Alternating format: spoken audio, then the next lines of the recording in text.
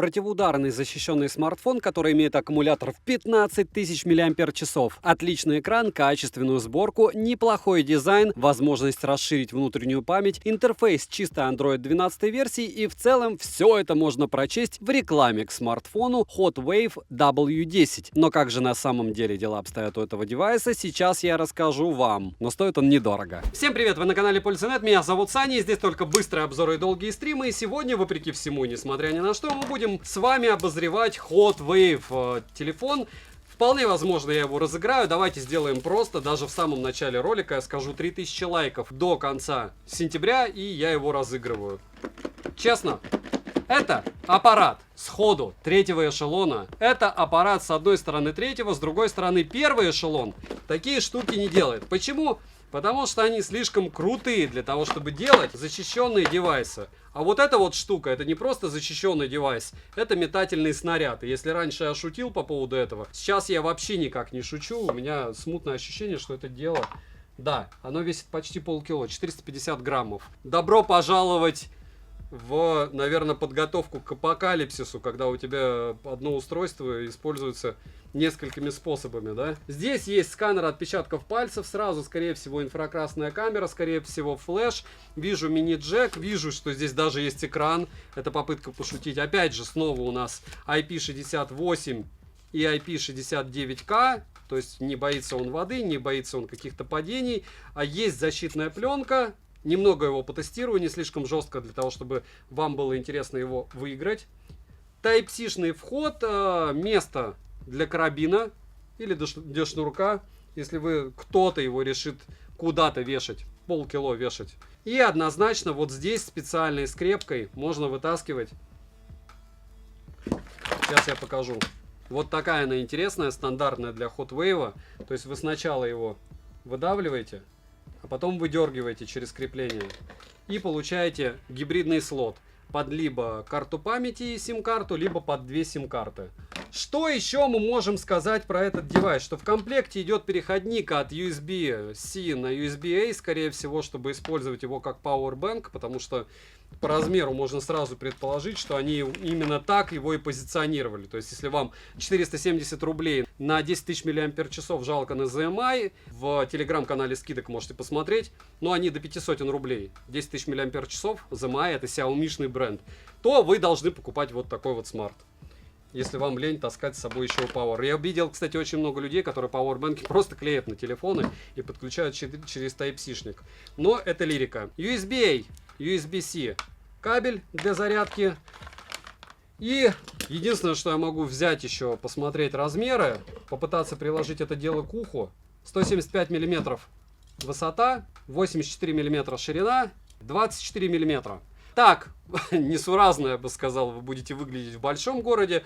В маленьком городе, наверное, вы будете выглядеть авторитетно. А в школе максимально авторитетно, мега авторитетно, конечно, рядом с утками какими-нибудь или медведем. Вы его выкинете, наверное, чтобы быстрее бежать было. Но это, опять же, попытка пошутить. Смотрим. Розыгрыши море. Читаем описание, какие сейчас актуальны. Постоянно это 5 Mi Band 6 серии разыгрывается за лайк, подписку и комментарий к любому видео. Помимо этого разыгрывается телефон OnePlus Nord N20 SE. И помимо этого еще iPhone 14. Если что добавилось, смотрим описание. Скорее всего, я туда поставлю ссылочки, что разыгрывается. Подписывайтесь с колоколом, перейдем же к защищенному телефону. Полетели. Приобрести данную модель можно в черной расцветке с оранжевыми вставками или серыми, что стандартно для HotWave. Выглядит устройство, как и другие защищенные смартфоны, разумеется, куда толще. Ведь корпус прорезиненный, что способствует лучшей защите. В руке лежит он не совсем удобно, вдобавок пользоваться им лучше, придерживая второй рукой. Сборка отличная, как и материалы. Все разъемы находятся под надежными прорезиненными заглушками. На корпусе расположили кнопку питания, качели регулировки громкости. Кнопки имеют текстурную поверхность, что удобно. Программируемые клавиши нет для быстрого перехода к различным приложениям, но есть мини-джек, за что отдельное спасибо. Далее есть разъем USB Type-C, микрофоны, динамики основной и разговорный. Звучание здесь, разумеется, моно, и качество звучания для подобного смартфона неплохое. В настройках есть функция Bass Loudness для усиления громкости динамика. Летим дальше. Смартфон оснащен оснащен IPS-дисплеем на 6,53 дюйма с разрешением 1600 на 720 пикселей, что уже неплохо. Соотношение сторон 20 к 9, рамки, как и подбородок, на борту. Они просто громадные. Плотность пикселей скромная, 270 ppi. При прямом попадании света на экран яркости, разумеется, не хватает. Пользоваться в солнечный день смартфоном не совсем удобно, но возможно. Частота обновления экрана 60 Гц, тач минимальный. Результаты теста вы можете наблюдать на экране. Автояркость работает плавно и под освещение подстраивается в целом хорошо. Под разными углами тон картинки слегка бросает в теплый оттенок. Далее экран откликается на 10 касаний одновременно, за что плюс. Не все айфоны так могут, точнее вообще никакие не могут. Разблокировать экран можно при помощи сканера отпечатков пальцев, расположенного на тыльной части, и распознавания лица. Сканер отпечатков пальцев работает неплохо, но долго. Зарегистрировать отпечаток одного и того же пальца несколько раз нельзя. Распознавание лица срабатывает, но только если держать смартфон перед собой. Вдобавок, это происходит не моментально. Внести биометрические данные можно только одного лица. Экран для защищенного смартфона хороший, яркости только мало. А что мы хотим от IPS-матрицы? Летим дальше. Процессор MediaTek Helio A22 с техпроцессом 12 нанометров и 4 ядрами, максимальная частота которого 2 ГГц, графический процессор Power VR ROG GE8320, интерфейс Android 12 версии. Русский язык на борту, оперативная память на 4 ГБ LPDDR4X и внутренняя память UFS 2.1 на 32 ГБ. Расширить память, вставив microSD, можно до 512 ГБ. Имеется поддержка Wi-Fi 5 серии, поддержка 5G сетей отсутствует, что неудивительно. Для 4G Band 7 и 20 на борту. Связь смартфон ловит хорошо, проблем с датчиком приближения нет, как и с микрофоном. Запись разговора отсутствует, вибромоторчик слабенький и не настраиваемый, Bluetooth версии 5.0, NFC модуля нет, из навигации на борту GPS GLONASS, Beidou и Galileo. GPS-тест в городских условиях показывает точность 2 метра, емкость аккумулятора 15 тысяч мАч, пользоваться W10 как пауэрбэнком и, разумеется, можно, так как 15 тысяч мАч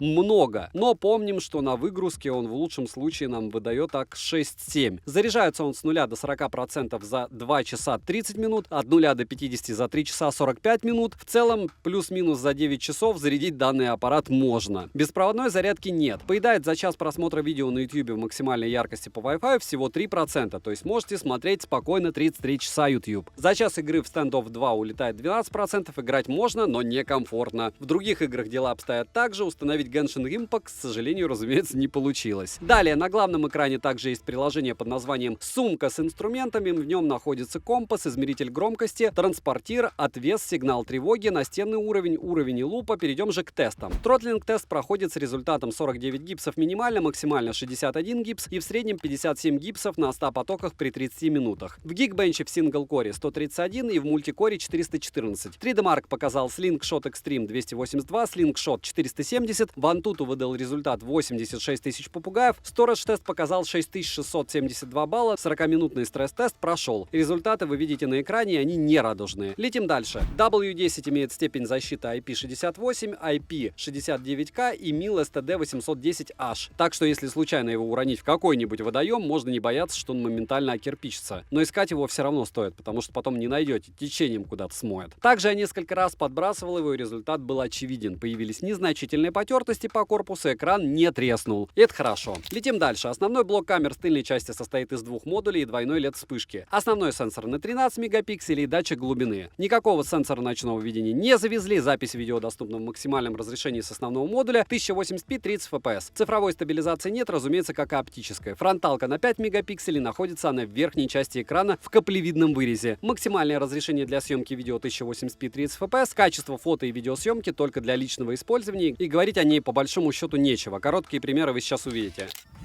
Фронталка 1080p, ночь, относительно светло, учитывая, что я иду по улице с фонарями. И этот смартфон одной рукой довольно сложно держать. 1080p. К слову, стабилизацию я какую-то, но наблюдаю. Это раз, что странно. И два, картинка. Я ожидал худшего, но роллинг шаттер, кстати, меньше, чем в Motorola X30 Pro. Я бы даже сказал, что его практически нет. Основная камера 1080p. Разумеется, ночью она максимально дерганая. Сейчас мы дойдем до угла. Вы заодно, кстати, слышите, как здесь микрофоны записывают. Постоим и посмотрим, что фокусироваться она пытается. Если останавливаешься, в принципе, но автофокус прыгает. Можно ставить паузу, можно делать фото параллельно. Самое интересное, камера запускается долго, а разблокировка происходит быстро. Иду по переходу, и да, удивительно, но факт, камера смотрибельна. То есть прям смотрибельна. Да, он тяжелый для меня. Для вас вполне возможно этот смарт будет пушинкой. Но можно использовать как банку, и в принципе у него как-то железяка более-менее тянет. Более-менее. О, да. Видите этот суперстаб. Сейчас 720p попробую, это 1080. 720p такая же история, как вы видите, с суперстабом. Последний шанс 480. Все то же самое. И SIF. Вот, тут уже чуть-чуть лучше. Так удивительно, фронталка работает лучше, чем основная камера. Ну, в целом, в общем, что я могу сказать? Тут даже режим Pro есть. Непонятно для чего и непонятно для кого, но есть. Ночной режим, все это вы видите в меню. Работает, все равно куда-то двигаются. Во всяком случае, если они эти штуки производят, то, по сути, многие их покупают. И я прям боюсь представить, я смотрел, сколько это дело в России стоит. Ну, народ реально берет. Потому что чего? На стройке, на даче, в походе, еще и банка с тобой. Так-то. То есть логику людей я понимаю. И пример фронталки. День. Вот так все справляется на свету. Ну, проще говоря, надо встать так, чтобы на тебя попадал свет, и тогда ты сможешь себя снимать. В принципе, не худший вариант развития событий, хотя и не лучший. И сразу напоминаю, заряжается это дело примерно часов 7.